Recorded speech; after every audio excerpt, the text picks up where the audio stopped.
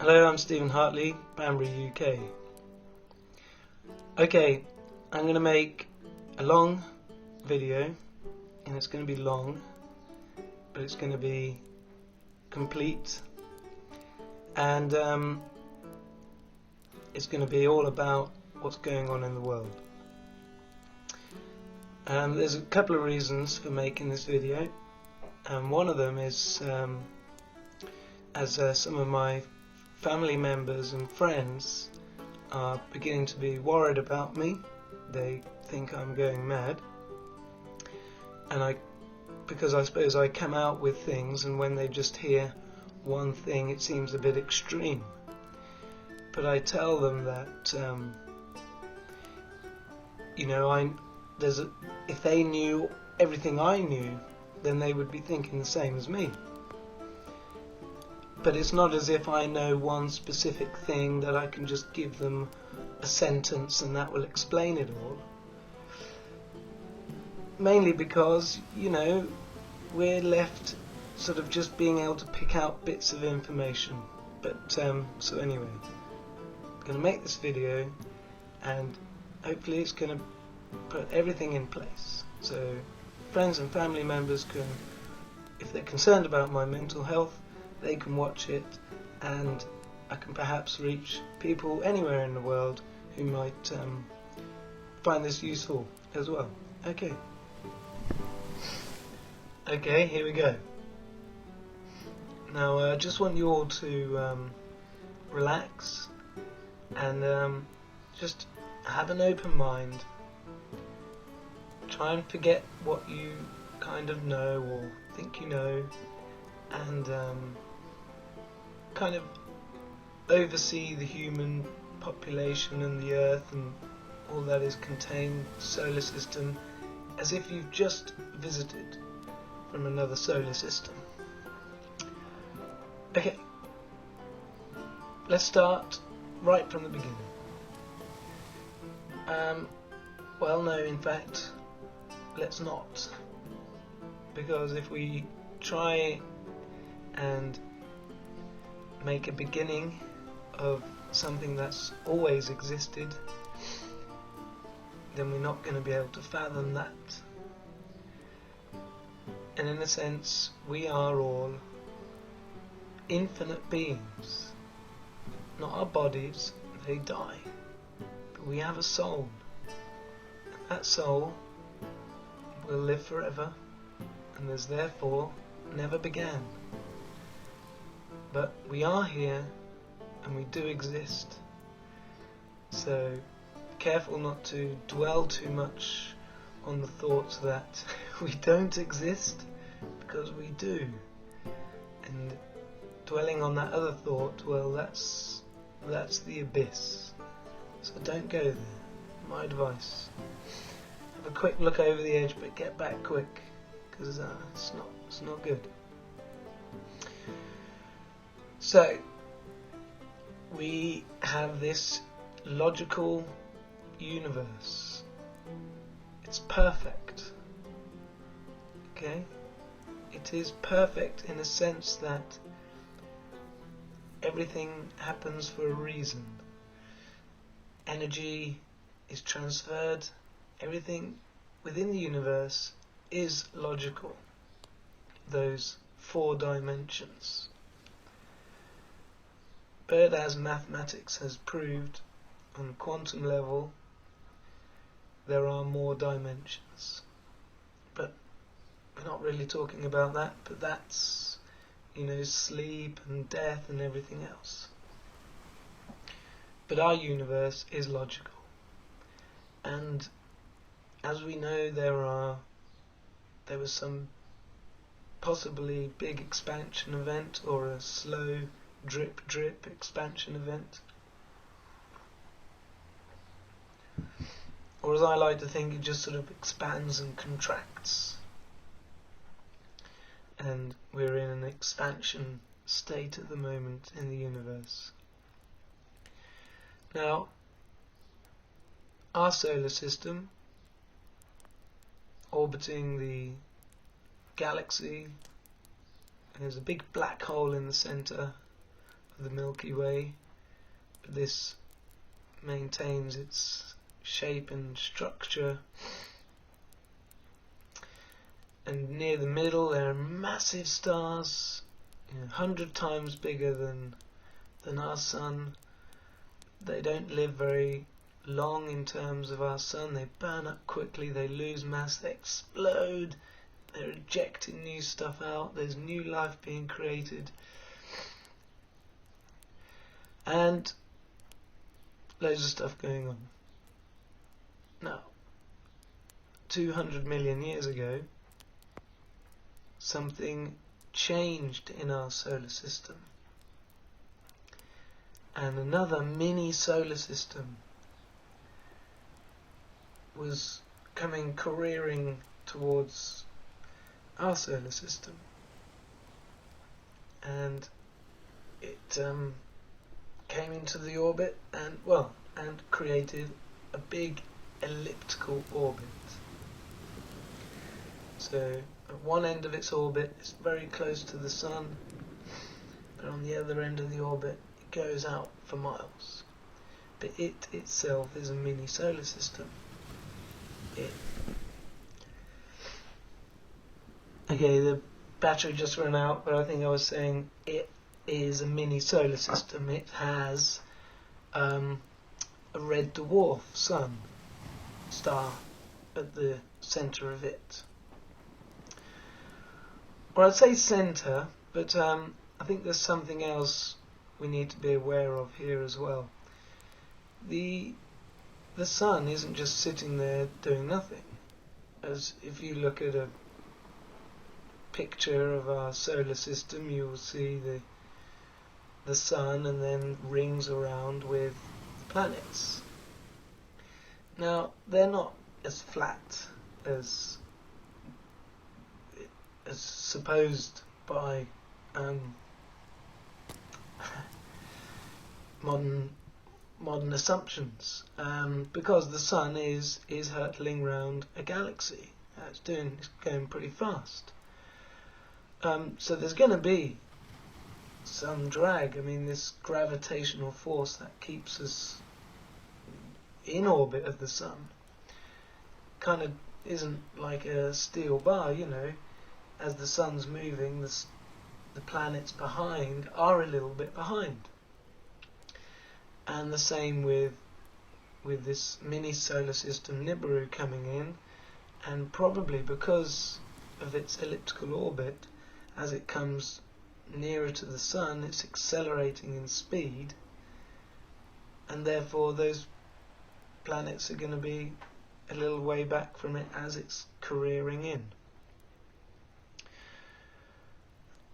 Okay, so we're calling this mini solar system, we're just calling it Nibiru. That's what I'm calling it. It's also called Planet X, and maybe some of these planets associated with it, Elelin, Ison. Now I'm seeing Nemesis as well, but just call it Nibiru, I think. And if I didn't mention it, its orbit is 3,600 years long. That's the information got from the Sumerian tablets. Okay, so bringing history up a bit, let's look at around sort of 19,000 years ago.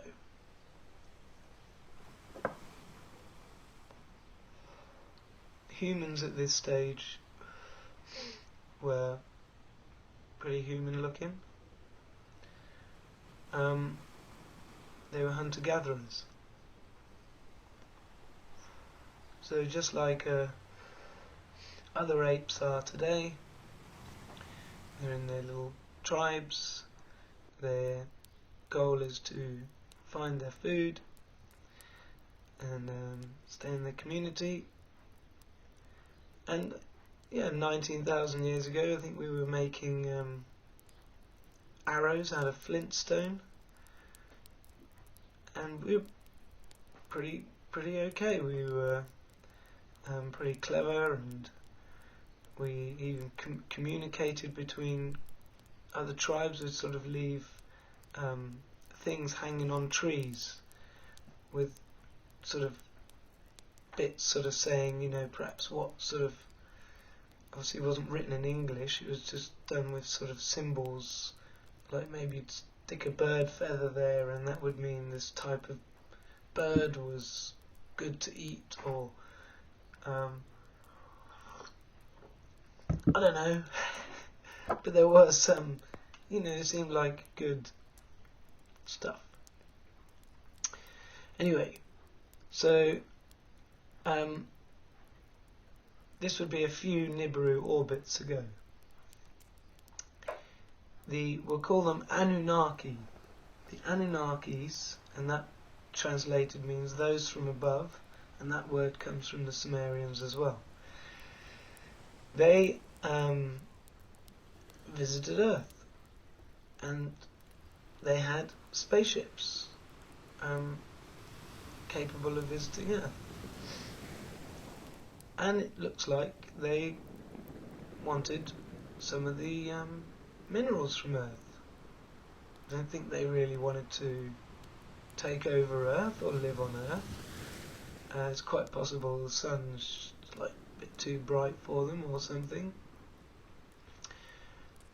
You know, they're used to this sort of red dwarf. It's very, you know, Earth's probably very alien to them.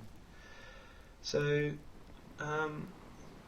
but they visit us, and presumably they're able to breathe and stuff like that. And, you know, they're probably not that different from us. Different colour eyes, maybe. Like, maybe they had blue eyes, whereas we all had brown eyes at that time. Quite possibly. Anyway, they visit us and they have far superior technology, and so any of us humans witnessing them, you know, would be amazed and astounded, and would think of them as gods. And so, am I going here at the moment? So no, I'm just giving you the theory at the moment. I'm not going to explain all the bits yet. So this is just the sort of the history, if you like. Okay, so that's when they first visited us. Now, over the next couple of orbits, it does seem as this new discovery of theirs to be able to travel to this other planet caused some sort of ruckus amongst them, and leading to a war amongst the Anunnaki. And here I could just say quickly, you know, you think of things we have in the past, in the Bible, sort of, wasn't it, Michael was the sort of a really good sort of fighter, and all these names are mentioned, these specific names.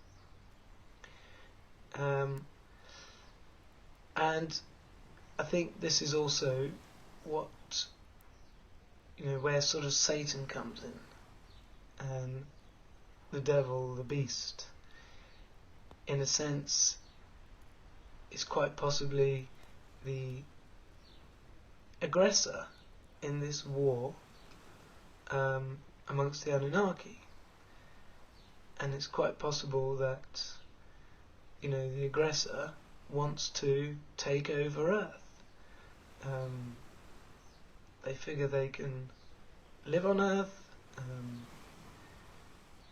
and so that's where the, you know, but I think, you know, the good Anunnaki saying, well, no, you know, we don't take over other planets. There are beings already on this planet, the animals and the bird, everything. You know, it's their planet, so we shouldn't do that. You know, they probably did feel it was okay to interact and even, in fact, give us good teachings, which I've talked about before anyway. Okay, so then then what I think's happened is, like, the good guys have won the war,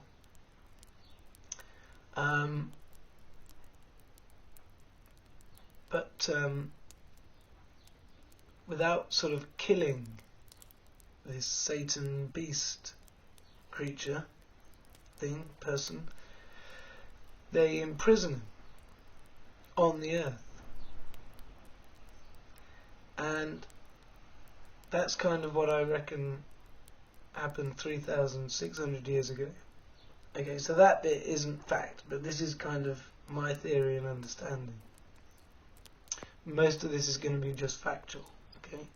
And I'll mention it when it's not factual. Right, so advancing forward in history, so 3,600 years ago, this beast gets trapped on the earth. You know, about this time, or probably starting sort of 6,000 years ago, you know, humans being influenced by good or bad Anunnaki start to change slightly, and we're farming, and we're living in cities. Now, I believe at this point that is a mistake in our evolution. Alright, but I have talked about that before, so I'm just going to move through the history. Sorry if anyone can bear listening to this. I don't know.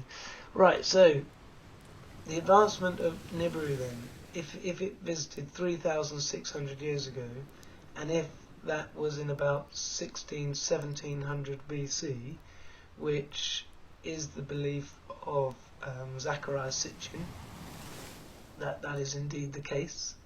That the last time it was here, there's events you can read up on. I will probably bring them up later on. I don't have them in my head, I've got to search them. But I've watched them, I've seen them. So then Nibiru would be here today, right? Now, most of us are going to just say, no way. If it was here, we'd know, right? Well, maybe, maybe not.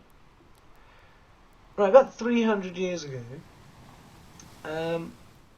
scientists and things noticed that Earth's magnetic field began to weaken.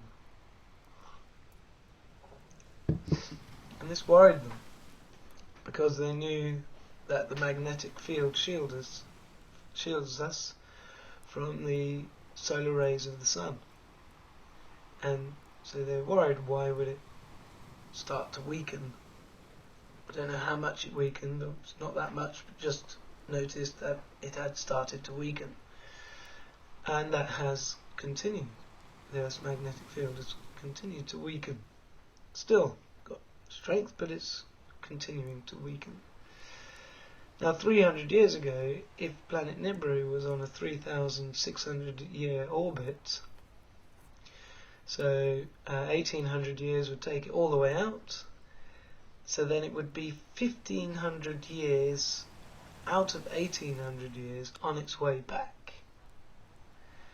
So it would be getting close, okay? Now imagine, you know, the speed of Nibiru is going to be much, much faster when it's near the sun than when it's far away. So not that close, but close. Close enough to start causing an influence. And one thing about Nibiru said is, you know, the magnetics of it are strong. Then 100 years ago, about 100 years ago, our pole shift began to change, in a sense that the pole has always moved around a bit, but it began to go in a certain sort of direction or wobble, you know, just started to sort of happen a bit more. Okay, and then I'm going to bring us up to sort of 1950s. Now, this is when we started to have UFOs visiting, UFO sightings. So, now 50 years ago, no, say 70 years ago, yeah, 65,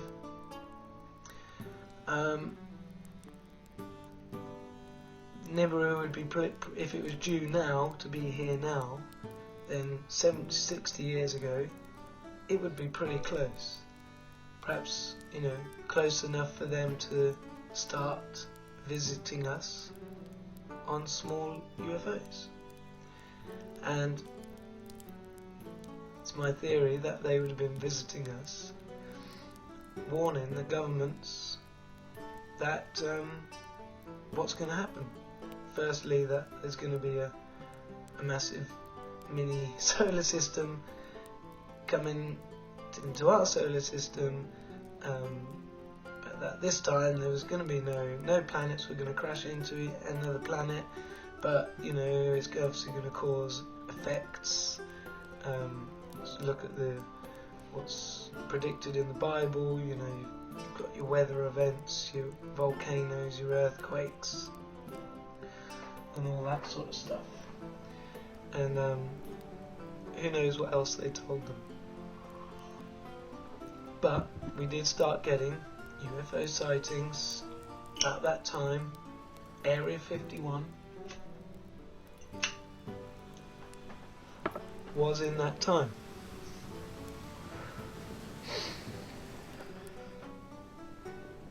Okay, now, and so, what the governments did with that information at that point is a big thing to talk about, but I'm just trying to skip through the history a bit quickly at this point. Alright, let's we'll bring it up to sort of when I sort of getting interested in this sort of stuff. I've always been interested in unsolved mysteries from a young age. My grandma telling me once about the Bermuda Triangle, and I always thought from that stage, uncovering these mysteries is something that I would like to, do, be interesting. And in the in sort of 1994, 5, 6, I started really looking into things. I had these maps from the Daily Mail, that like little booklet maps of all over the UK, and one of the interesting things they had was prehistoric sites were all marked on them in a little red, with a red stone. So I started visiting these prehistoric sites, and one thing I noticed, there was loads around, all around the area, Stonehenge and everything else. And then I look on a map, and the whole Salisbury Plains is kind of whited out, and it just says danger area. And it's right in the middle of all these sort of ancient sites. And who knows, perhaps governments and things got the warning 100 years ago, 120 years ago. Maybe they knew what was going to happen. And I don't know how long Salisbury Plains has been in existence. I know quite a long time. It's the officers' training area. Anyway, so I was getting interested in this, and crop circles were quite a big thing at this time.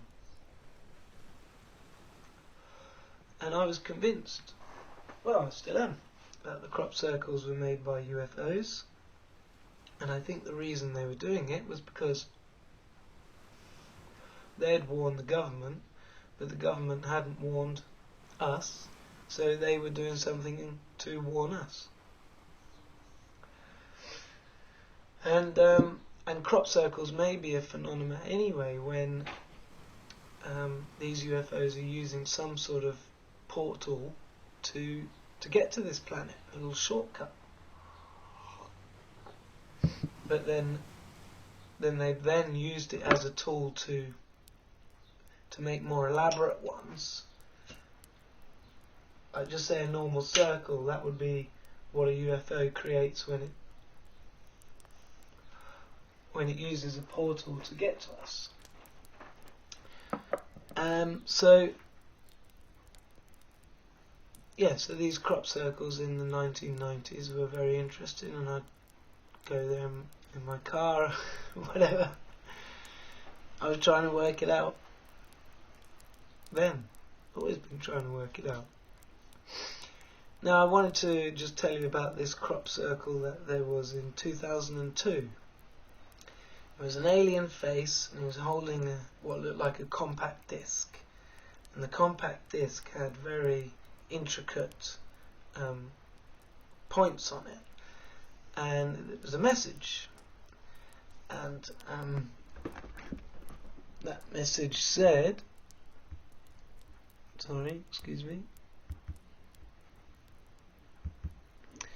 that message said, "Beware the bearers of false gifts and their broken promises. Much pain, but still time. Elirije, E-E-L-R-I-J-U-E.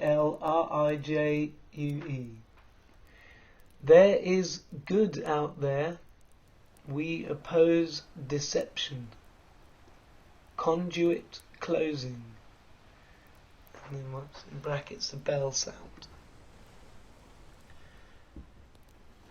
Now, I think that's a very, very interesting crop circle. I mean, the ones that we had sort of from 1996 with done a DNA helix and everything. They've done loads more. I've still yet to find anyone who's understood what all these mean. Although the person I think is best at it is, he's got the YouTube channel Is 2012 the Date, and he's the crop circles from around last few years anyway, he has decoded, showing that they're 3D, and so he would be the best. I'd love him to go through all the old crop circles and say what they mean, but maybe there isn't time. Okay, so that was in 2002. Now, conduit closing, I took it at the time to mean that they wouldn't be able to visit for a while, but I don't know. I'm not going to go into that. Okay, then now the next thing on the timeline for me will be 2007 to sort of 2009. I think I certainly sort of clicked on again in 2009, and but it may have been going on for a bit longer. But at that point, we were getting, things were beginning to happen. But UFO sightings, or sightings in the sky, were just amazing. And, you know, that's when chemtrails were in good effect as well. HAARP stuff going on.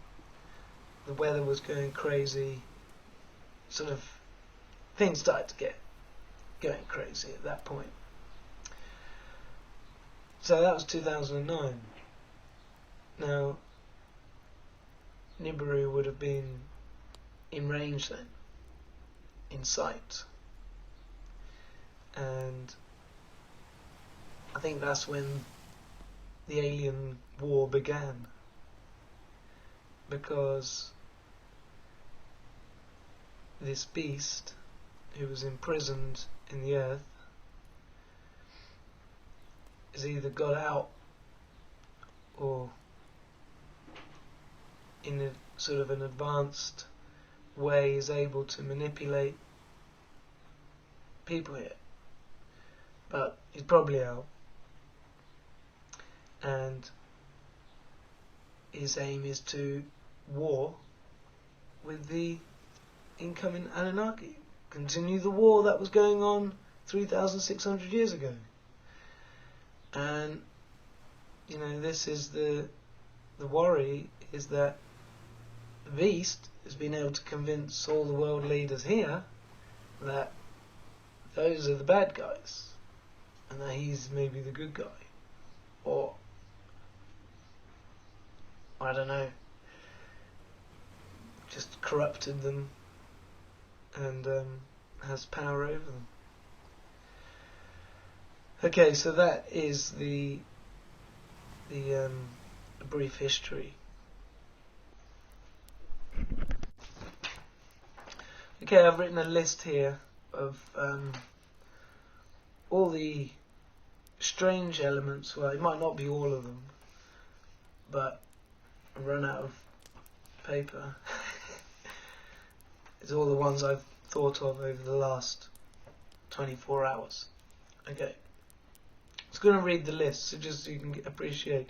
So all these words are kind of anomalies or things, facts, that I will argue all support the brief history I've just given you. Okay, this is just a list. 20,000 nukes, chemtrails, pole shift magnetics, pyramids and ancient relics, Sumerians, coronal hole on the sun, sinkholes, dying fish, earthquakes, volcanoes, animals decline extinction, human population, nuclear energy, World War III, HAARP, global warming, crop circles, God, religion, precision of predictions in Bible, UFOs, Zachariah Sitchin, devil is clever. I wrote that. Okay, that was just a list. Okay, I'm just going to go down this list now in the order I just read it. Okay, so it's not very well organised. Here we go. Alright. Okay, there's 20,000 nukes, nuclear weapons on this planet that we know about.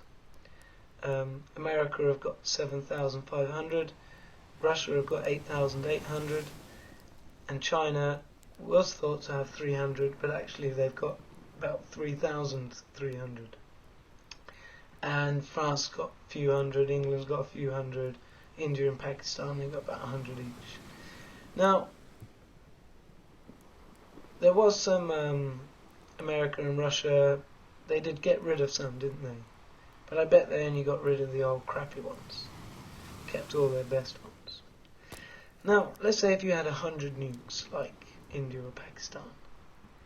100 nuclear weapons, surely that's enough to take out a continent. And any of them know that if you fired 100 nukes into a continent, you're going to fuck the whole world up. Right? Right? Because, you know, they did 2 in Japan, didn't they? Hiroshima. You know, and that sort of caused quite a lot of devastation around the area, but would have surely put a lot of radioactive in the air, and you know, it's poison, isn't it? Really, it's devastation.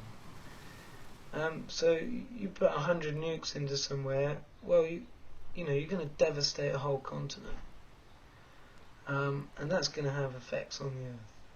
So, or even 200, so you decimate 2 continents. Okay, it's enough to fuck the world up. So why would you ever need more than 1,000 nuclear weapons? Why would you ever need more than that? It's a bit ridiculous, isn't it? I mean, it's crazy until you think of another possibility, which is the history I've just given you, the Beast planning a war against an incoming race civilization.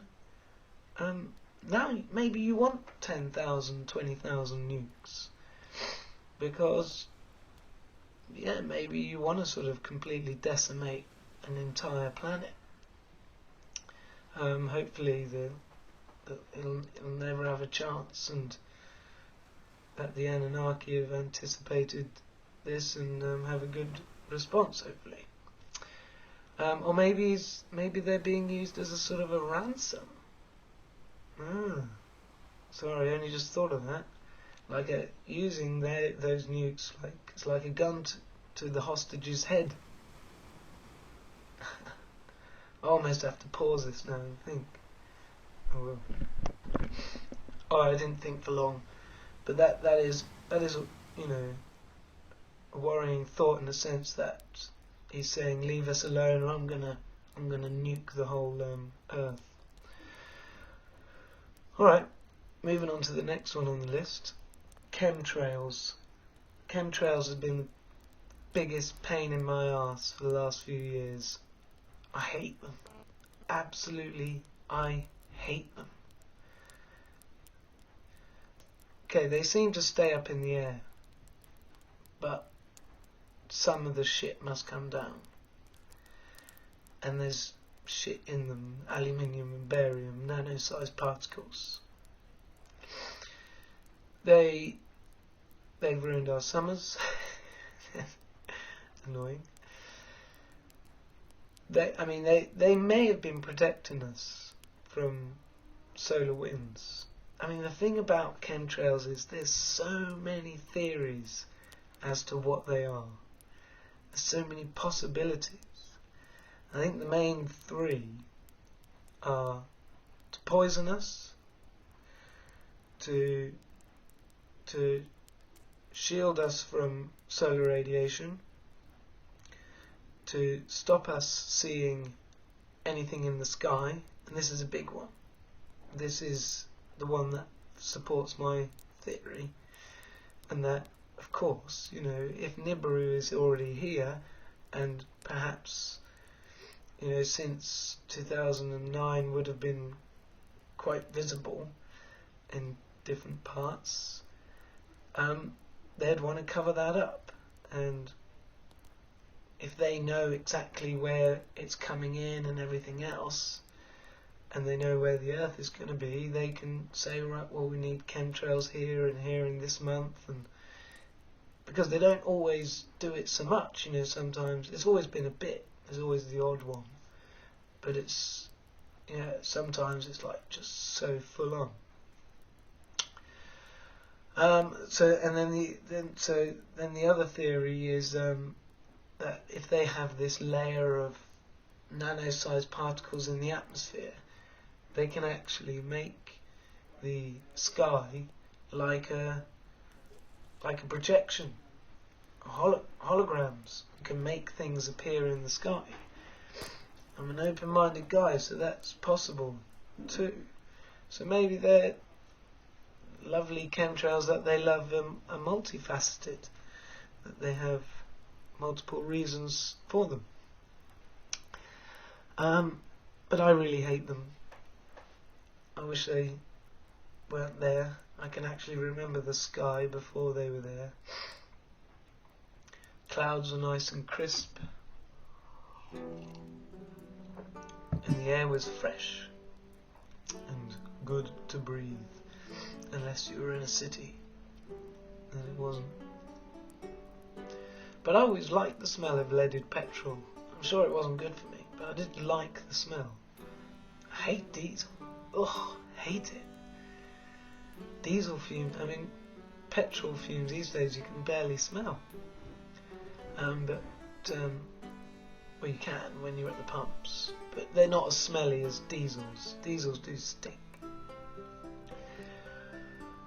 Right, I mean, chemtrails, you know, is a bit of a big one. I'm going to move on. Okay, the next one on my list is pole shift and magnetics. I did already touch on that in the brief history, but you know, this is very interesting and really does support the fact that there is a large object in our solar system which is affecting the poles and the magnetics, and at this moment it's very, very strong. There's a guy, a YouTuber called Astral Traveller, I mentioned before, and he's been monitoring all of these machines that the monitors that the NASA have and everything. They're very good of them to let us see as well. But every now and then they cut something out. Well, they have control over what we get to see anyway. You know, there's stuff taking away our magnetics. You can see as sort of drawing it away. And some points it does, some points it doesn't.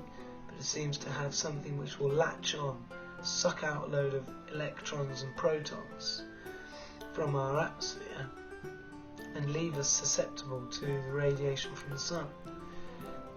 This has happened, and you can see the graphs. I'll try and put a picture up where you see the radiation levels on Earth that have made it through. Now, most flares and things actually strengthen our magnetic shield. We need flares to strengthen our shield. So it gives it some protons and electrons and makes it stronger again. But when our magnetic shield is taken away and then we get a solar flare, then the radiation hits the ground. And a big solar flare would cause havoc. An X-20 is called the kill shot, I believe, and would take out all the grid and everything. Alright, moving on, because I suppose anyone listening to this is probably pulling their hair out. Pyramids and ancient relics. Right, so obviously we know, who built them. I mean, there's pyramids all over the place, and there's some, huge ones in South America. I mean, it's not all pyramids, but some buildings are made with 100-ton stones that are cut exactly, slot in, fit exactly. You can't even get, a hair's width in between them.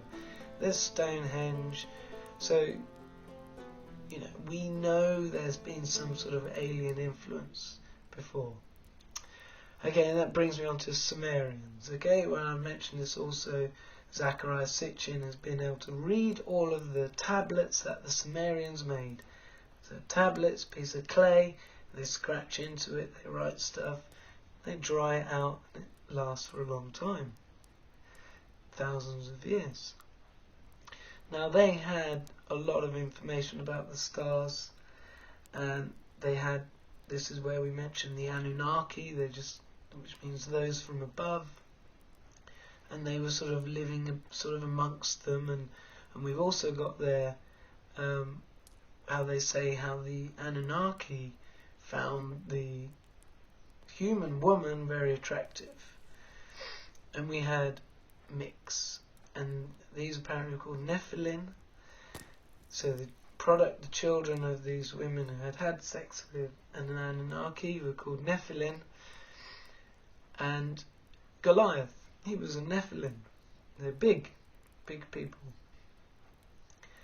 And they probably at some point thought they'd better than everyone else and wanted to conquer the earth, but I think they were defeated.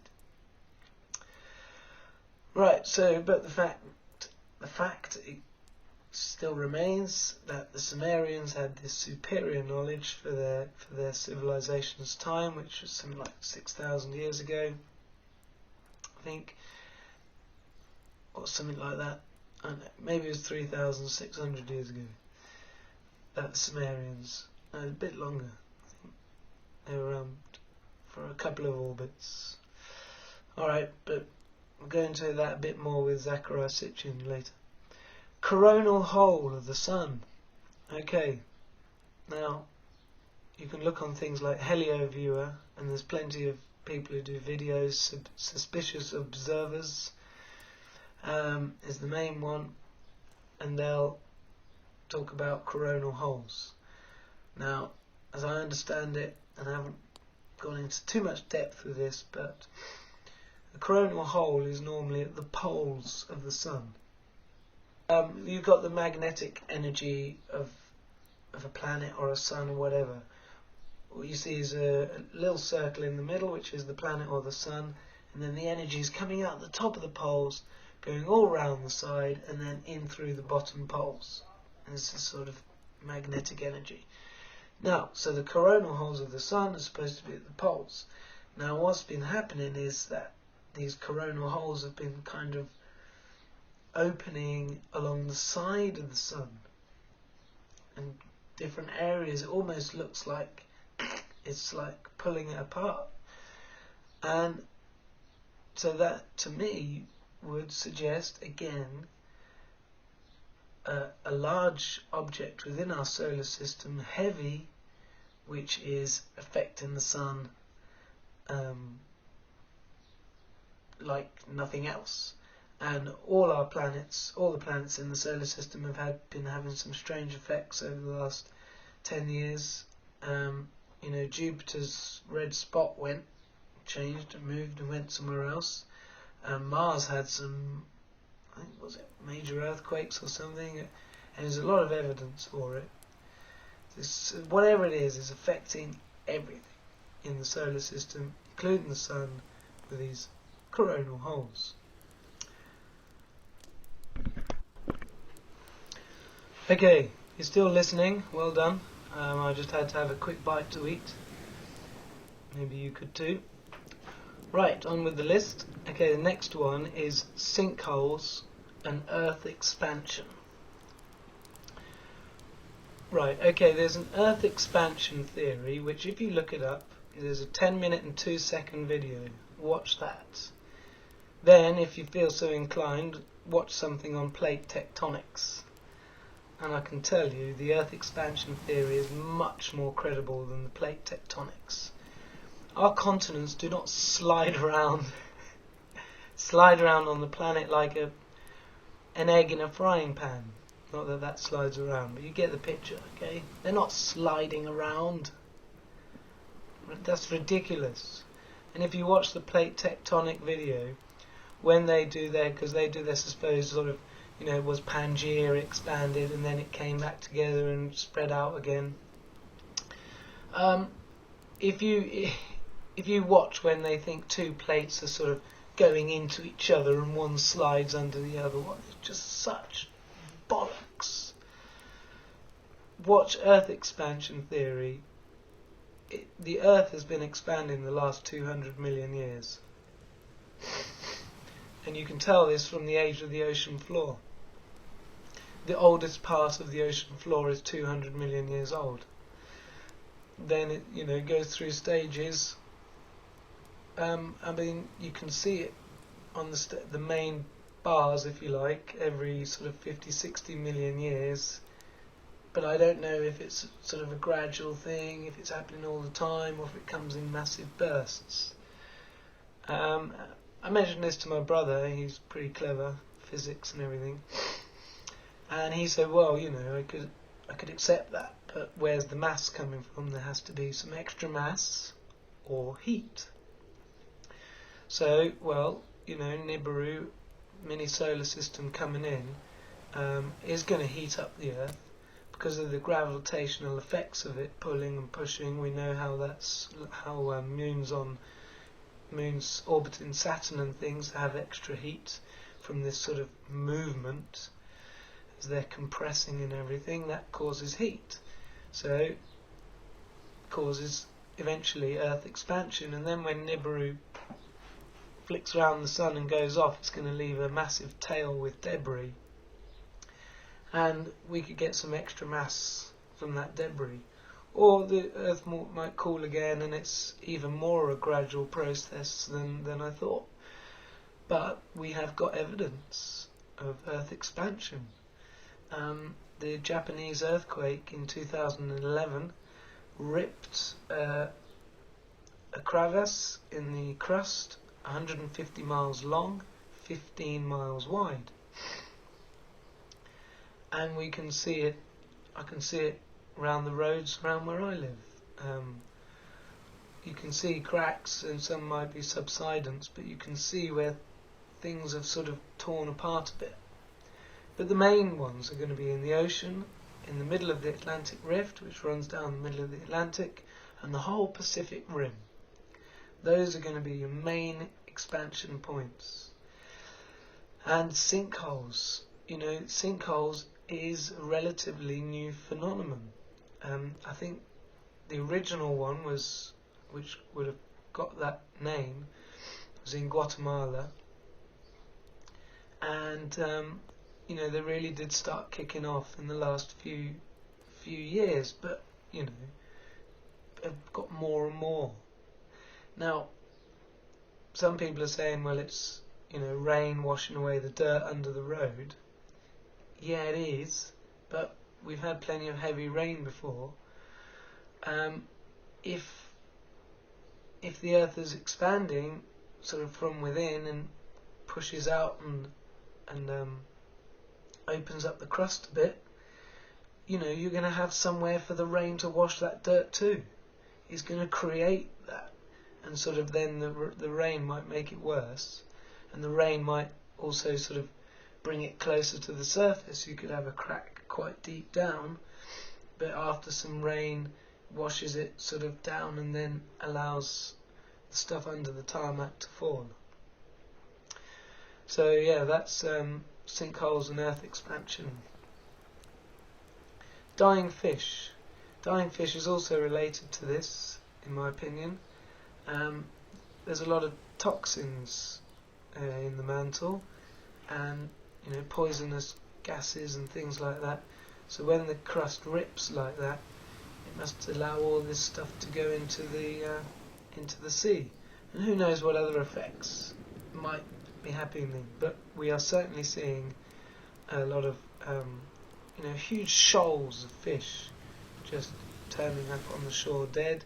In lakes too, in deep lakes, you could well have these earth expansion events happening as well. The dying fish may also be caused by the increased CO2 in the oceans. The oceans are warming. I'll come into that in a minute. And also general pollution stuff that we may cause as well. But you know, quite a lot of it is going on, so it is one of these mysteries that needs an explanation, and that I believe is an explanation. Alright, next thing, earthquakes. Right, now earthquakes have been increasing. There's a video, I don't know if I might make a link. 6:28. There's this video I watched over the last 10 years, all the earthquakes in the last 10 years. And, you know, you watch this video and then you cannot deny that earthquakes have been increasing. Sort of, I'd say 3 or 4-fold in 10 years. And we've been able to detect earthquakes for many decades. So, you know, it's not just sort of just the fact that we're able to detect more. It is the fact that there are more. And funnily enough as well, the pattern that they go in is just quite interesting. You sort of, you'd hear that it would give the noises and the different strengths and everything. It would be sort of little ones like and boom.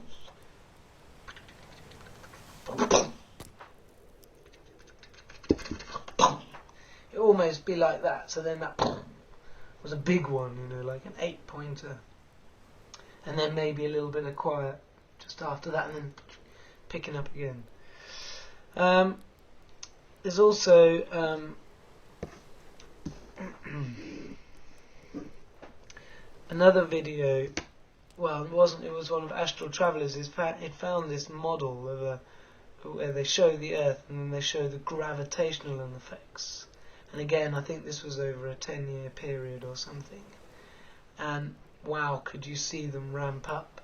Certain parts of the Earth just sort of pulling out real big, and other bits of the Earth like pushing in, like sucking in, and it's, you know, really, really interesting. But the fact was that how it increased the strength of it, how it was pulling, and as the Earth is spinning, and also going around the Sun, and Nibiru is coming in. You know, it's going to affect all different areas of the Earth. So, so that again is evidence towards Nibiru. As it's getting closer, these things are getting worse. And by the way, like I said, at the moment, Nibiru has already passed our planetary plane in March 2012 and has sort of gone under. And at that point was quite close, and was probably again quite close in April or so. But since then, it may be getting a little bit further away as it goes back under the sun. But as it's coming back up, it's quite possibly going to get quite close, sort of to. We'll have a few more ramp up again of these effects. Right, next one on the list is volcanoes. Of course, again, this is sort of linked to the Earth expansion, as that magma in the Earth is heating up, pressing up. It's obviously blowing a few volcanoes, and we're having a lot of volcano activity. You know, a volcanic eruption would usually make the news, but there's been quite a few lately, and they've not been making the news. So that kind of goes in line with the earthquakes. It seems to be on a similar pattern. When there's a lot of earthquakes, then we're getting more volcanoes. You know, I think at the moment there's volcanoes in Italy which are quite active, smoking, had a couple of eruptions. Mount Etna erupted lately. Mexico, there's quite a few. There's Popo, that one is really threatening and has had a couple of eruptions. And then there's others around the Pacific Rim. There's some up in Alaska. So earthquakes are definitely active. Right, I've got the next one on the list is animals decline extinction. Now, the reason I put this down is just wanted to sort of talk about the fact that sort of we see ourselves not as animals. And, you know, I think this is part of the deception, because, you know, we all love animals on a personal level. You ask anyone, we love animals. And when we see animals and we watch them, you know, we see that they're not that different from us, and it's wrong for us to say, oh, we're not animals, and to not care about them. They're our brothers and sisters on this planet. You know, we can learn from them as they can learn from us. Not at the moment. So, you know, we really should give them more credence. And the beast, he doesn't care about them. Okay? The evil beast doesn't care about animals, doesn't care if they go extinct. Chop down the rainforest, come on, let's do it. Get it done. Whatever, come on, Nibiru's coming, I need to fight them. I need these minerals. I need this. We need the economy, come on. We need technology. Let's get it going, Don't care about animals. Let them die. Who cares? But we should, because they're our brothers and sisters. And I love the animals. I was in Africa, I saw this last hippo because all the farmers had killed all the other hippos. Probably not farmers' fault, they're told to do it. Or they're beaten up because their crops weren't big enough and the hippo taken up to their crops, so they pass it on, you know, everything like this. The punishments get passed on, don't they? Well, I saw this last hippo and I looked, it's a she actually. I did get eye contact, and I just got this amazing feeling of this hippo and its ancestors being in this area for a long time. Such a long time. You know, who belonged there? Not me. I was on a backpacking trip on my own.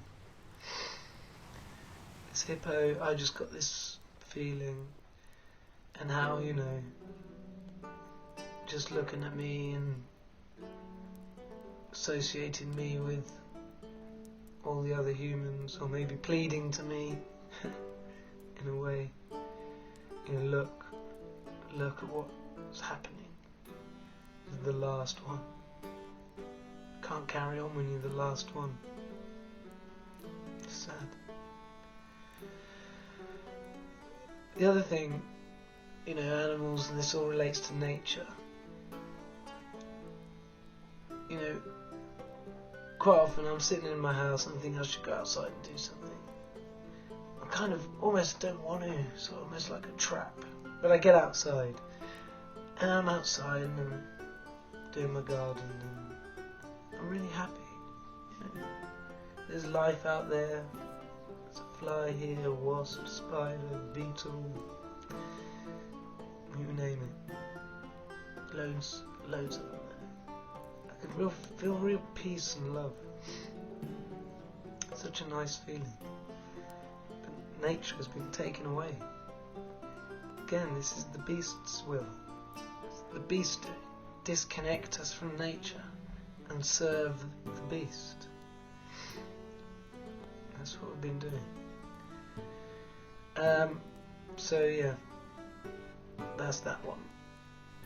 Okay, next one's human population. And again, this is along the same line. The beast doesn't care, right? But we humans, we should have realised, and probably many people did 60, 70 years ago, that the human population was a problem. Well, I mean, World War II did quite a lot to help reduce the population. Again, the beast's work.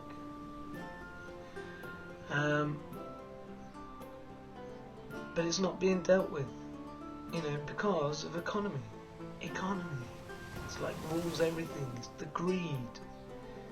That's how the beast has got people to do his will, through the greed for these nice things you could have. Look at this nice car you could have. Look at this beautiful house you could have. If you're willing to stab all your mates in the back and be a complete bastard. Yeah? Human population, you know, should have been curbed a long time ago. Of course now, you know, it's almost too late to kind of just say, will everyone have, you know, more than 2 kids? It would have to be much, much stricter. But the devil beast, he doesn't care, and I guess, you know, we're due for another population cut, like World War II. We're due another one. Alright, moving on from that. Okay, next, nuclear energy. Now we're using nuclear energy. We've been using it for quite a long time. And we're using it without much forethought because of the waste. Right, it's quite clean energy, it's quite useful, it's good at powering subs to make them quiet, and obviously nuclear material is good for nuclear weapons, as I've mentioned in the first one. Just our nuclear energy, you know, the thing is, you've got all these power stations, they need to be kept cool. So most of them are next to the sea. To use the sea to cool them. So if you go swimming near one of these, you actually find the water is quite warm because of the nuclear plant. But it's the waste issue. The waste issue and the safety issue. You know, if you know there's going to be a bloody mini solar system coming around every 3,600 years causing earthquakes, sinkholes and earth expansion, Probably not a good idea to have all these nuclear power stations on the coast, is it? Japan is still causing a massive problem. Apparently that nuclear waste has probably filled up the entire Pacific Ocean now. And apparently even from Chernobyl we've got strontium-90 in female population breasts when they give milk. Strontium-90 can be found. So nuclear energy should never have been approved, because they would have known, they knew about half-lives at that time. So when they've got what they can from the radioactive material, and they need to then put it somewhere, it's waste. It's still radioactive and will be for perhaps 10,000 years. So, you can't trust a government in 10,000 years' time. It's still going to be looking after this waste. I mean, you can't even trust them now. So, where's it all going to end up? It's not a sustainable way to produce energy. But the devil beast doesn't give a shit. Again, we wouldn't be doing these illogical things if we really had our heads screwed on. And it's the beast at the top who puts pressure on his minions, who put pressure on the people that they put in power, who put pressure on their ministers. Actually, they don't do anything, do they, the ministers? But these people in power have they have the power. They have the big businesses. They have the ones who can build nuclear plants. So it's quite easy for them in the end, isn't it? It's been going on for a long time. Okay, next on the list, World War III. Alright, so this is very interesting, and as I'm not always successful in predicting future events, I'll be a little bit wary. But, we're either going to have a World War III to cut down the population, but there's so many other things cutting down the population. But at the moment, we're right on the brink. There's stuff on it just today. I mean, Russia and America, they're practically at war because they're on opposing views on Syria, and neither of them are backing down. Russia will help Assad, and the West will help the Al-Qaeda rebels.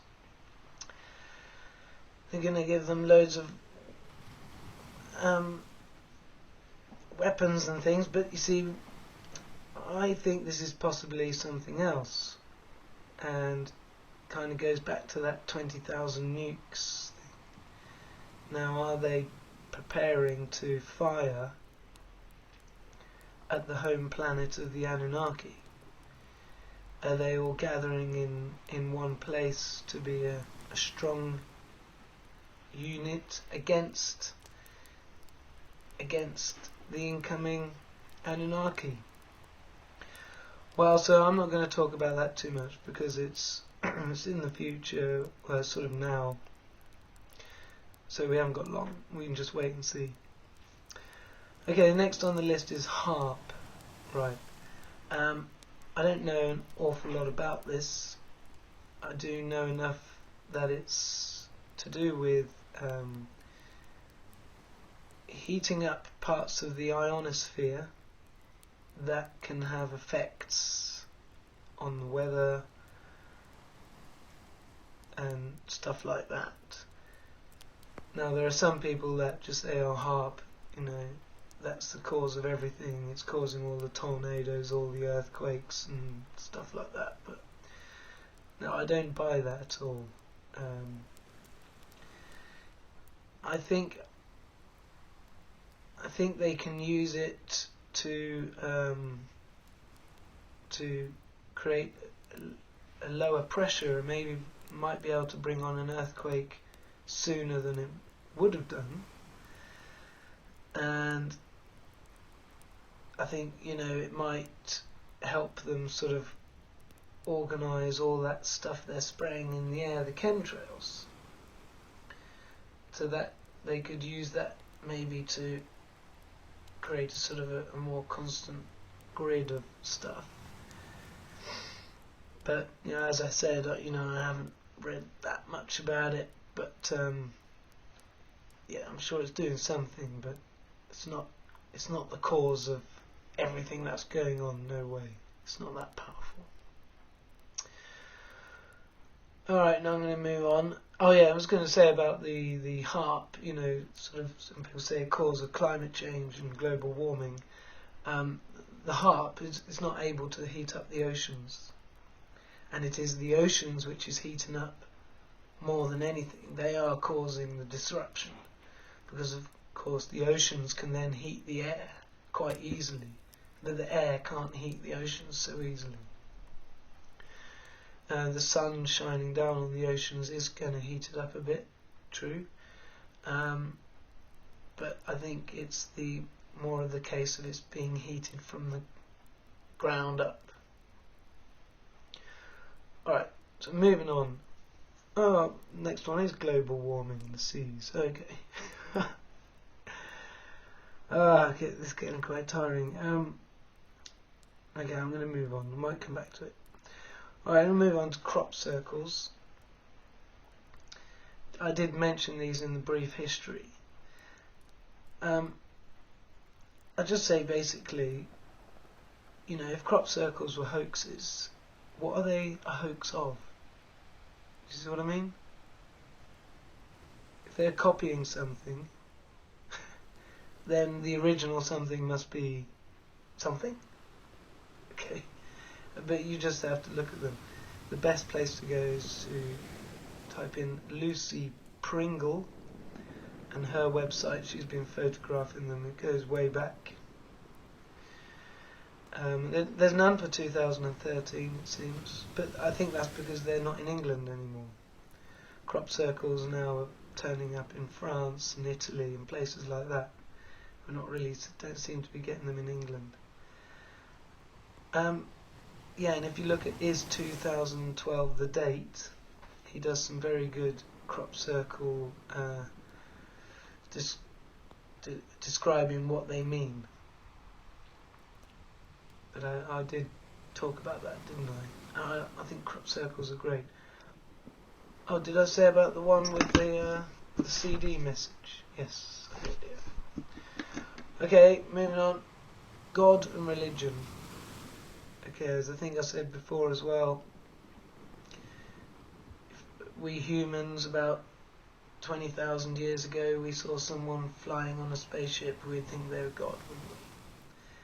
So, and you can see around the world the sort of, I think, you know, ever since I was born, I'm sure I knew about the subconscious, and that I'm a soul and not just a body of bones and carbon, and that we are all infinite beings. I think that knowledge is within us all. If you see a baby, sometimes the way a baby looks at you, it's an all-knowing look. And Bob Marley sung in one of his songs, "The biggest man I ever did see was when he was a baby in his life." And I think it's such a shame that we squeeze it out of the children. It's such a shame. It's wrong teaching. See, it comes from the beast. We teach them what we were taught. It's almost like, you know, we've got to get them prepared for a crap life, or try and prevent them having a crap life to make sure they're sort of a few rungs up on the ladder. Still be a crap life, crap empty life, that you don't know that you're an infinite being and that you have contact to your subconscious, you have the access to everything there is to know. You've got to get good at it, and I'm not that good at it, obviously, because I go on YouTube to find out stuff. But it is there. It's all we need is there, and you can, of course, you can have telepathy with people. You can. I do it. It's primitive. The best quick way to explain it is do this. Imagine a pencil, a pen or a pencil that you have. Just put it in your mind. Imagine that pencil. Okay. So that is your brain imagining something, but something that you know about, so you can picture it. Now, the subconscious information will be deeper than that. It won't be as clear as that image of the pen in your mind. It's sort of, it's deeper than that. It's sort of at the, almost at the, I always think it's almost at the back. And you just have to learn how to do it. You've got to meditate first, usually, or be in a very relaxed state. And then just ask a question. Anything.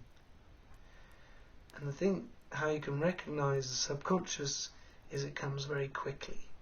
It's like splat, it's there. And then a couple of seconds after that, your imagination kicks in. You probably change it because your brain says, well, that came so quick, that can't be right. It's the way we're conditioned to think.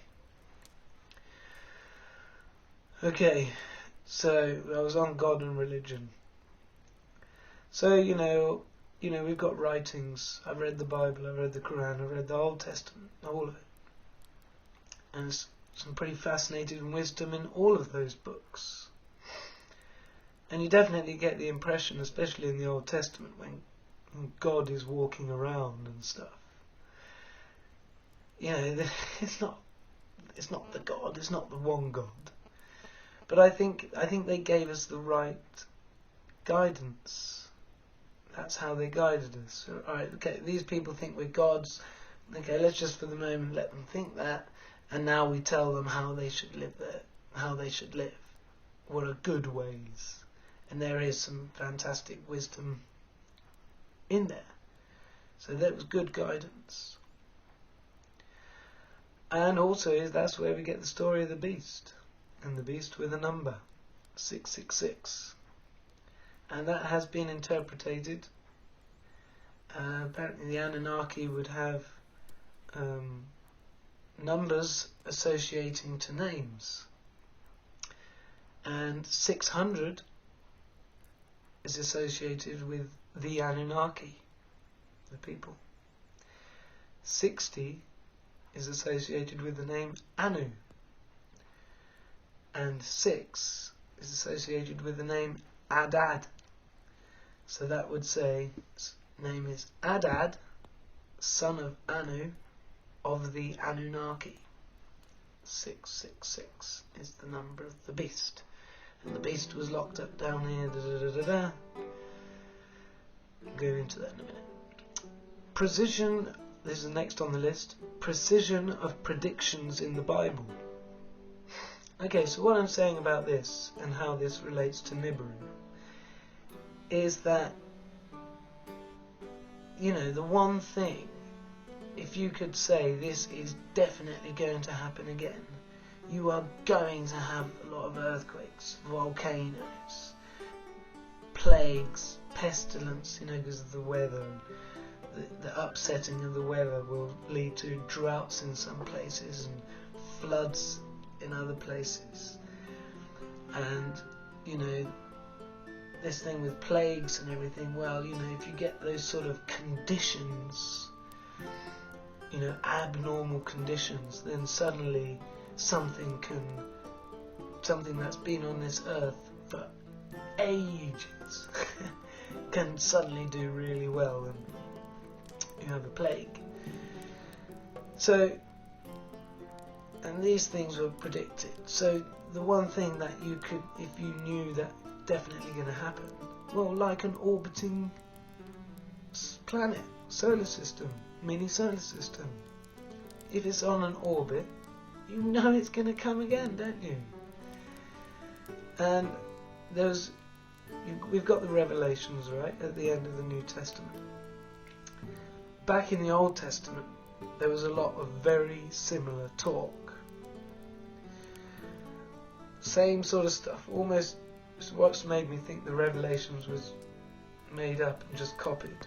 Well, maybe it isn't. Maybe it's true. But anyway, so in the Old Testament, there was all this talk of this stuff happening, and then it did. And while it was happening, it was Ezekiel, and he writes about these craft in the sky, and they were fighting. I think they were warring, and a lot of other things mentioned. It's been a year. It's been a while since I've read that. So, but what there is there's this definite, well, this is going to happen, and by and large, and look, here we are, 2013, and all this stuff is happening. Okay, next on the list, well, UFOs. I think I've actually covered that now, haven't I? Well, I did in the brief history. I went through UFOs. They seem to have started in around 1950, and Nibiru was near enough for them to travel over. And then they haven't gone away. There might have been an absence of them in between, and little periods when maybe they weren't able to get here, because there was one of the things they said in their crop circle, the conduit is closing. That was it was almost like a warning, wasn't it? They're not the pain is still to come and stuff like that. And well, yeah. I mean, there's pain going on now. I've got to say, if you're living in the UK, just, things might seem pretty normal. But things are obviously not normal around the world, where the world is falling apart. You just have to kind of imagine you lived there. Say India, for example, and you lived near the Ganges and saw all these houses falling into the Ganges. Or in Turkey or Syria, or you lived in Iraq. Yeah.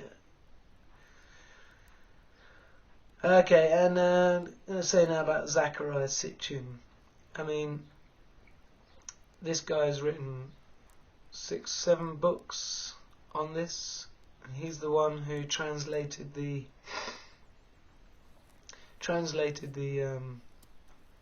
Sumerian tablets. And I listened to about an hour-long talk from him, and he's put all his, he's put it all across. Everyone's convinced that this is true. There's this Nibiru and the Anunnaki and everything else, and that they've been to Earth and visited Earth, and they've had an effect on us, and they've, mixed with us, you blue-eyed people, which is most of us, probably carry the gene. It's no big deal, it's in all of us.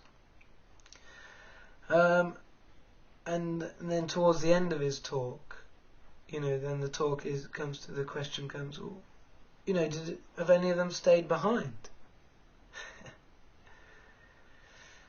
Well, yeah, you'd think so, wouldn't you? And then he said, well, that's my last book.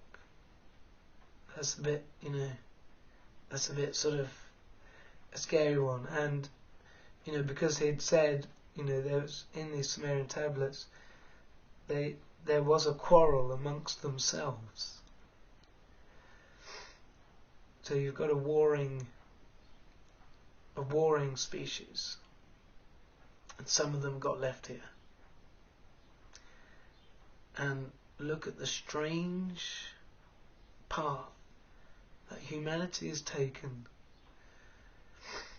over the last few thousand years. I think, go back 6,000 years, I don't think we should have started farming, growing one crop, an abundance of one crop, in a sense. I think that was a mistake in it, because if you just ate bread, so like you eat the bread and your tummy's full, you think, wow, here we go, that's all we need, that filled me up, yeah, without realising that, you know, maybe that bread you ate didn't have all the nutrients and everything else. And it plays very much into the beast's hand, because there you are satisfied that you are full, yet, you know, you are going to be dumbed down if you just eat bread. Your brain is not going to get the essential oils and amino acids it needs. You'll have energy because there's carbohydrates. You know, you'll have a bit of protein, whatever. But you ain't getting those amino acids, those fats. They come from fish. So you have fish and bread. Well, that's better. Okay. That's a better diet. But anyways, there's, you know, we would have had much better diets when we're just sort of walking around, scavenging fruit, vegetables, roots. You know, where did we get potatoes from? The South Americans. I mean, they were growing potatoes. I don't think they were growing them in fields and farms. They just, you know, they would recognise a potato. You can see the leaf. Dig up the roots. So anyway, we would have been better off without farming, I think, and we would have been better off not being in cities.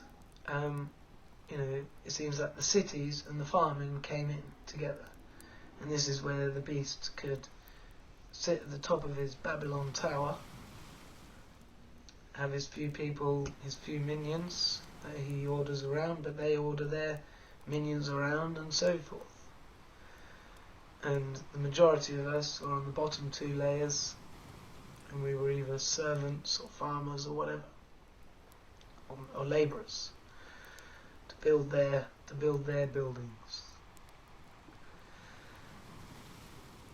So, right, my last one on the list here, to all support the correct theory that Nibiru is a mini solar system in a binary system with our Sun, and is currently in our solar system, in our inner solar system, crossed between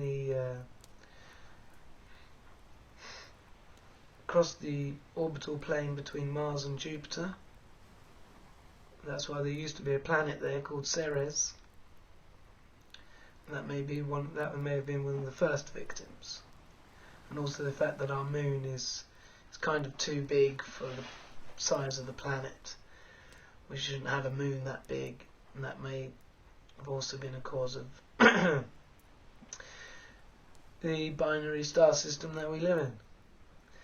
And currently it crossed the plane on March 2012 in between Mars and Jupiter, and is currently kind of down underneath the Sun, ready to come back up. Or maybe it's coming back up, maybe it's been behind the Sun. Yeah, because Astral Traveller was very young. He said he didn't know what speed it was really going, and really just, you know, he was only able to sort of guess. And yet we say, you know, well, how come we haven't seen it then? Because they've been very clever. And that is my next point. The devil is clever. That is a statement that I heard, and I kind of seem to remember it's written in the Bible. Now, I don't know, whether the beast was locked up and got out, whether he's been able to, within his mind,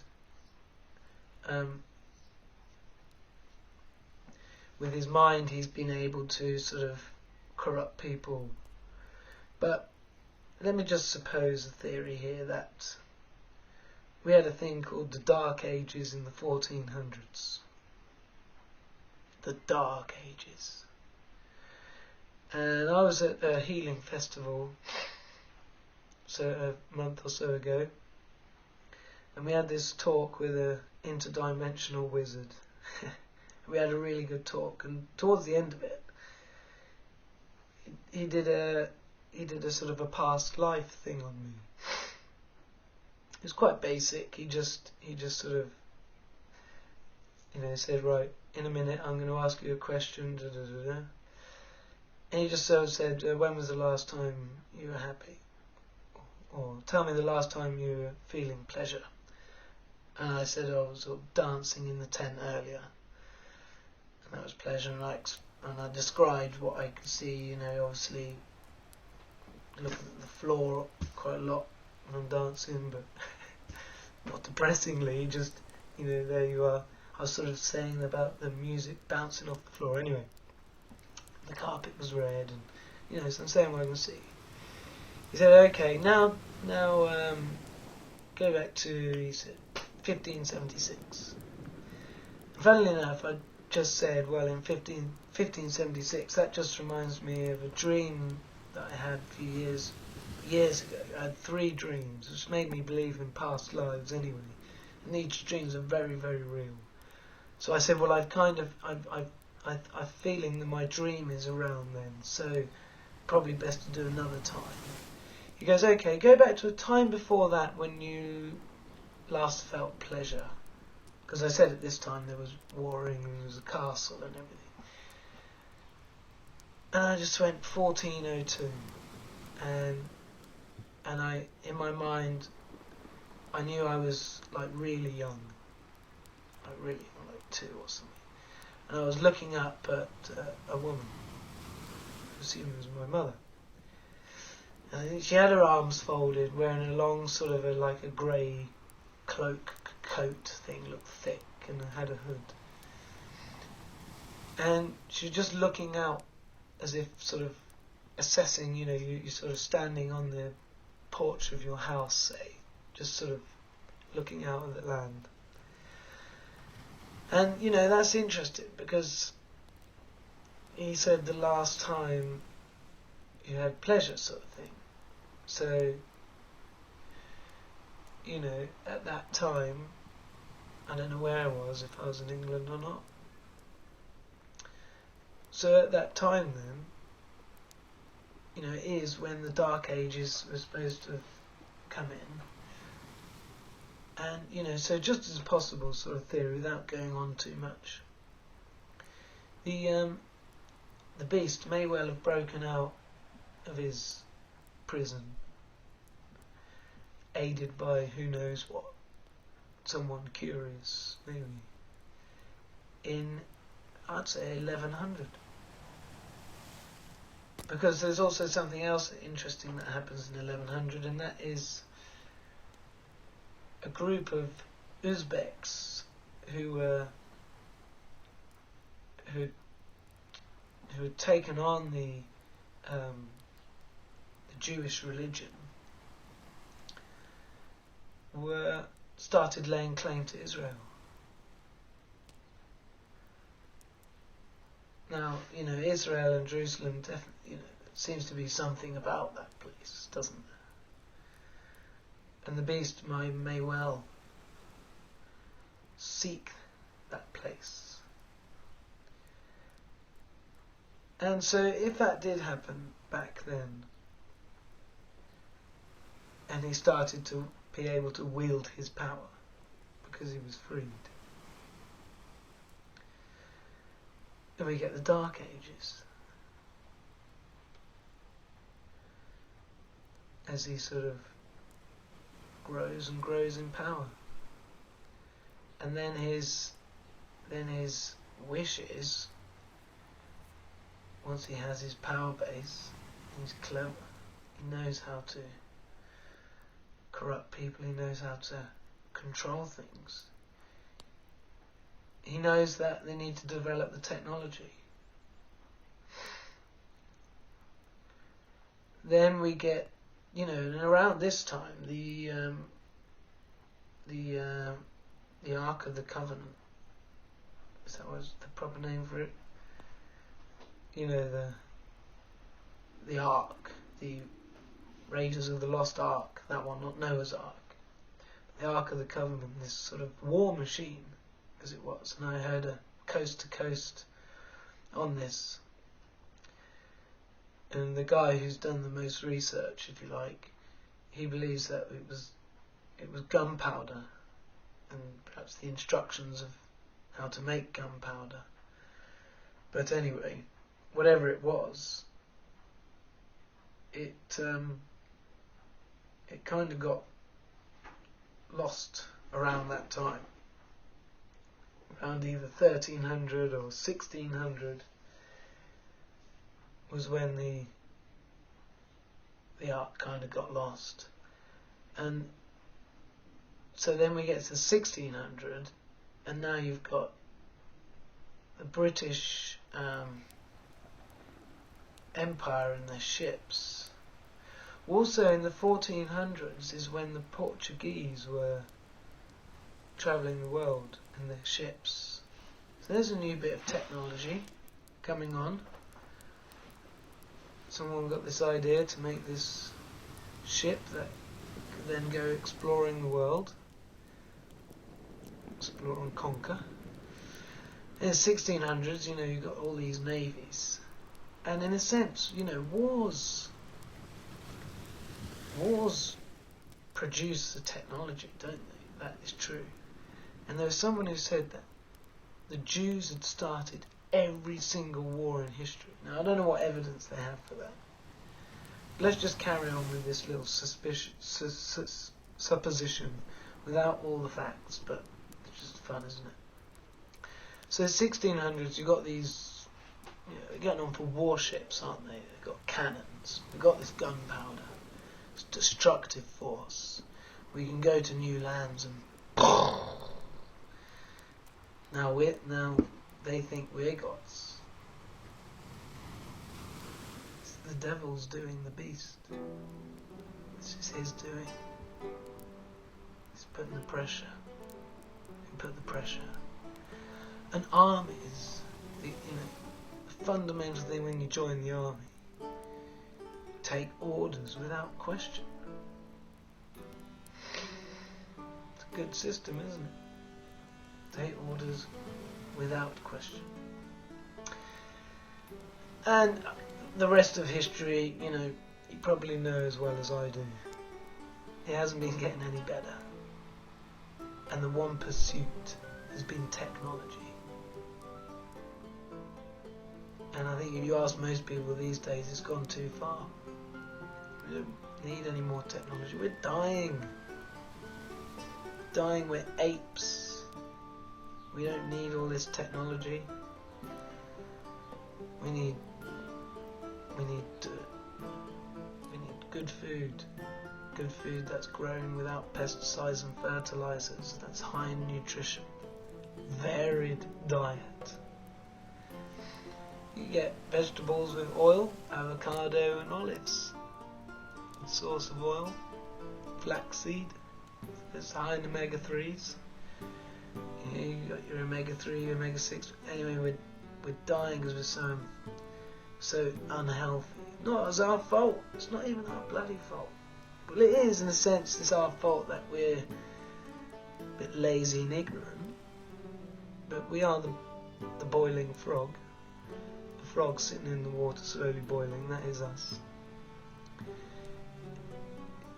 I mean, and the other health things, you know, we don't get enough exercise, we don't get a variety of exercise. We're breathing in fumes, we're breathing in shit, we got all our foods wrapped in highly processed goodness taken out of it, preservatives stuck into it, wrapped in plastic, getting loads of female hormones which probably added to quell the men,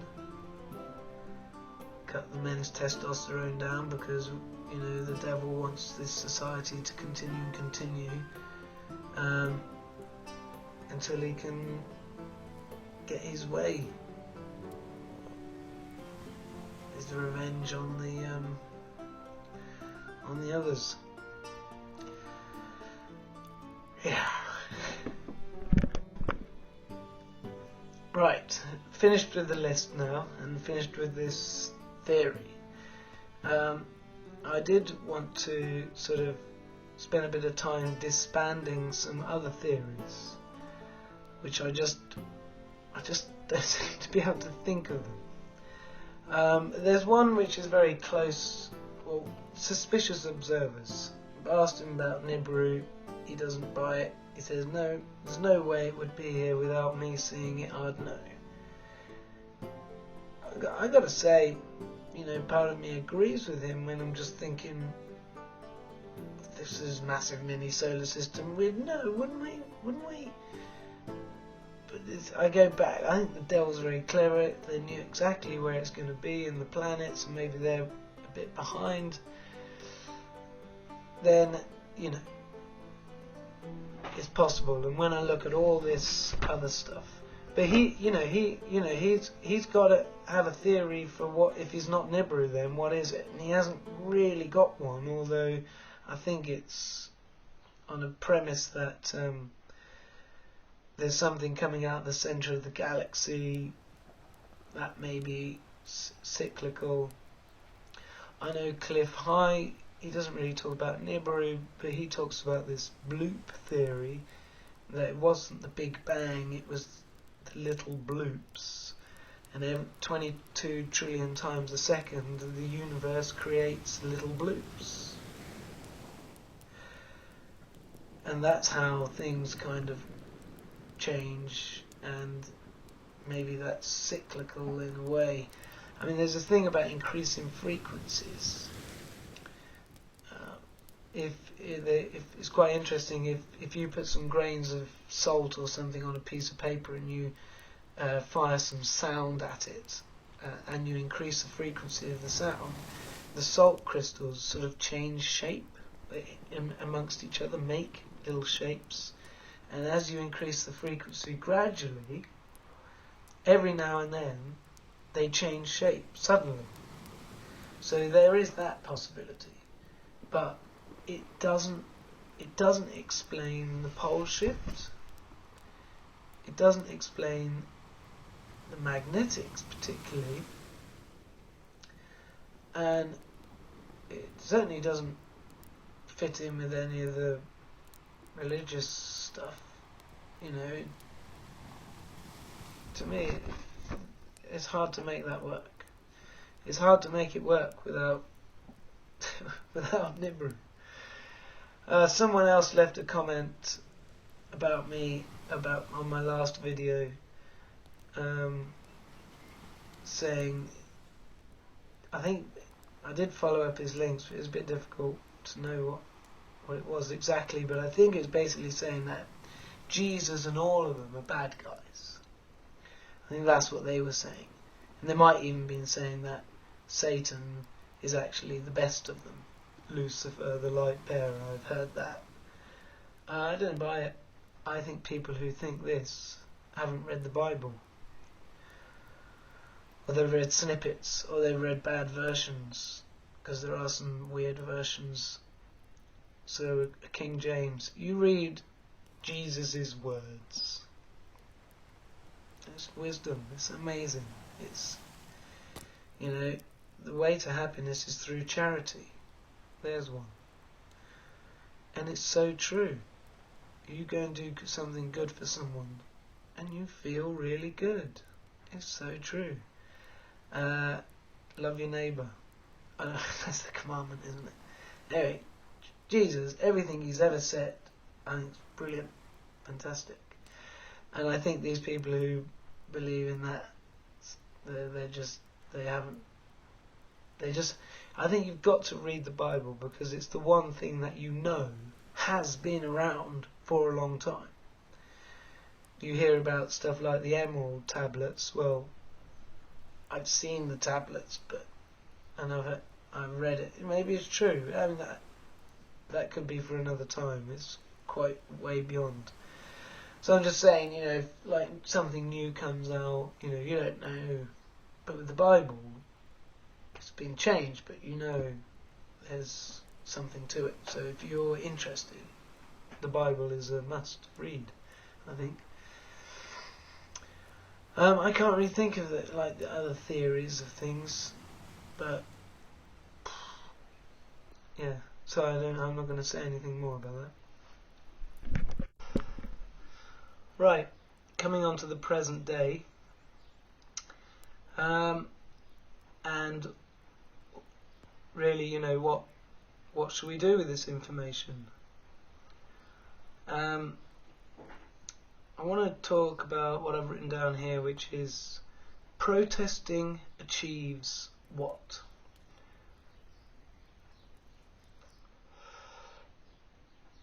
Let's start talking about Egypt. They had a protest, and they kicked out their leader, and they forced him to leave. The army would not kill the protesters, and that was a good step. It was good. So they changed their leader, but I don't think the new leader is any different from the old leader, except he's newer. Same system. And, you know, I don't know why people demand democracy. Perhaps if you've lived in a dictatorship, you think a democracy is better. I think we're beginning to realise that democracy is not a democracy at all. They're basically able to put in whoever they like. Well, it might not be whoever they like, but if there's two people who've got a chance of winning, you can bet that they will have put those two people in place. And maybe even when they win power, you know, all the good stuff they've been talking up, maybe they even believe that they're going to do some good, but blimey, do they change when they get into power? Maybe it's because they learn something as soon as they get into power, but by that time it's too late. They can't get out of it without death, like Kennedy. So they go with it. Here we go, they're forced by the beast. So protesting, you know, if the best we could achieve from protesting is to change the leader, then it's pointless, and it's very unlikely to be able to do that. I mean, Turkey, they're having protests. Brazil, they're having protests. You know, what do the governments do? Well, they spray them with water and bash them around a bit and spray pepper spray in the face, and they carry on. We had an Occupy movement in this country. They first of all went to the financial district, but then they got moved on. Or go over to St. Paul's instead. Should never have got moved on. Should never have allowed it. And I think this country at the moment is trying to avoid protests. It seems, I mean, things are bad, but they're not that bad. I don't think they want the City of London stopped. I think that's a very important area in the world. I think it's the centre of something. But it's the central financial district. But anyway, what does protesting achieve? Even going back to France, the French Revolution, where they ate the nobles. You know, I think they've probably got that slightly wrong as well. I don't know, France is an interesting place. It does seem a bit better than the rest. But I think in this day and age, walking out in the streets is, you know, it's not good if it gets violent. It's not good. This doesn't help us. Well, I think where we should protest is by what we do every day. Who do we serve every day? Well, if you work for a big company and buy products with the mark of the beast on, the barcode, then you're supporting the beast. You're serving the beast. So all of us are supporting the beast. For the last week or so, I've avoided buying stuff with barcodes on. I'm not going to be able to avoid it completely. I think I bought 3 items with a barcode on, but absolutely most of it from the farm shop, and I even went to the shop the other day and I said, "You got anything without any barcodes on?" She's like, "Oh, I've got these chocolate flapjacks." That'll do, thank you. I feel a lot better actually. If there's anything with a barcode on, if you've got a product that you make and you end up getting it barcoded, you've reached that sort of level. You know, you have to conform with regulations which are not always good. So yeah, I think, you know, that is really what we could do to stop supporting the beast. And you know, it's hard, but maybe we can just do it less. And try, you know, and then say, I don't know, people who make bread, maybe try and get your flour not from a place who's got it barcode. Let's start being self-sufficient. That if we have to, if society comes down, then that's what we'd have to do. Okay, move on from that. Trickery to come. This is the last piece. The last thing I'm going to talk about. Again, you know, a lot of my predictions don't turn out to be true, but I really think now what we have to watch out for is to be tricked. The beast wants us to think that the incoming Anunnaki are our enemies, when in fact the opposite is true. The beast is the enemy to us, and the incoming Anunnaki are trying to help us. And I think I've been helped by one. I'll say his name, John Barron. I don't think he's fully human. He's amazing.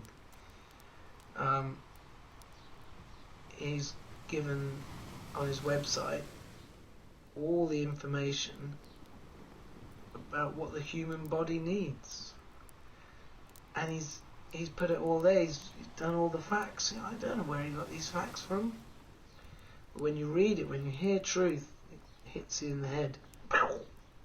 It's the truth that just hit you. Other information can fly around, fly by. The truth smacks you right there. Anyway, so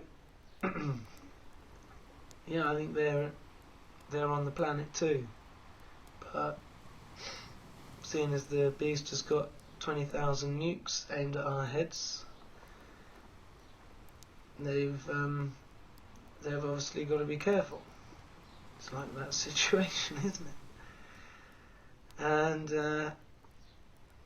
yeah, I think, you know, there's a video of it was over Russia or Japan.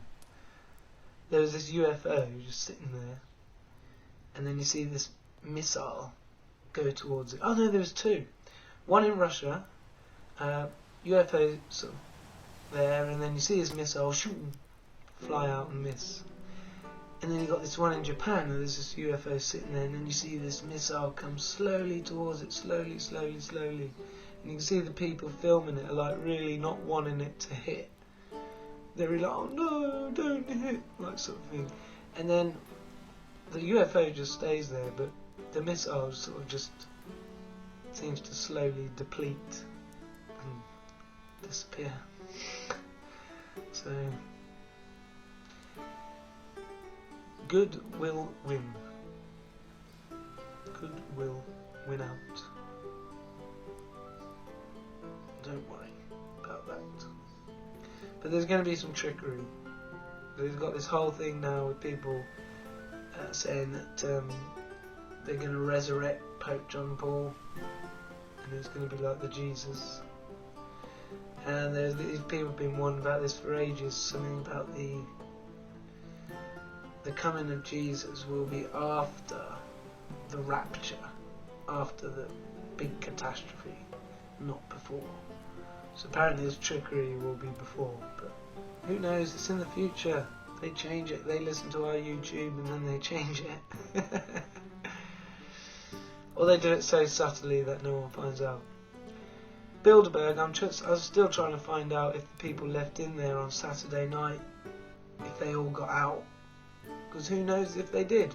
Because the latest video from that day I saw was a guy who sort of walked out of the entrance, sort of didn't mean to, was just saying goodbye to his mate or something, was going to go back in, and then the police were like, no, you've left now, sorry, you've had a chance, go. And Alex Jones and his entourage had already left. There was a video with this geezer in England saying, oh yeah, we got yeah, we got to go, got to be up early in the morning, got BBC. Sorry, it wasn't a very good impression. Anyway, so they left. Understandably, Alex Jones has to get up in the morning, do the BBC, but his English minion, he wasn't on the telly, so he didn't have to, did he? Could have partied. Anyway, they didn't. They left. This guy got chucked out. Didn't get chucked out, but as soon as he left, wasn't allowed back in. And you see them. They were different police, all lined up, wearing these blue caps. You know, did everyone get out? Still haven't found out if that did. I made another prediction that something was going to happen at the Olympic Games. And there was a lot of that. I kind of thought they were going to wipe a lot of people out. And I said they were going to do a biological attack. Because you got people all from different countries. And maybe they did. But maybe it's on a small scale, and maybe these diseases had a very long incubation period. Anyway, probably didn't. Probably just wrong. Of course that happens. But there's going to be some trickery to come. We've already seen a video of what looks like a fairy, a big fairy, an angel if you like, flying in between two clouds. Look fake to me. So yeah, be careful of the bullshit that is to come. The invading aliens, they're not bad. If they were bad, we would have been wiped out already. If they wanted this earth, they would have got rid of us already. Okay? Careful. The beast is clever. And try and get your head screwed on.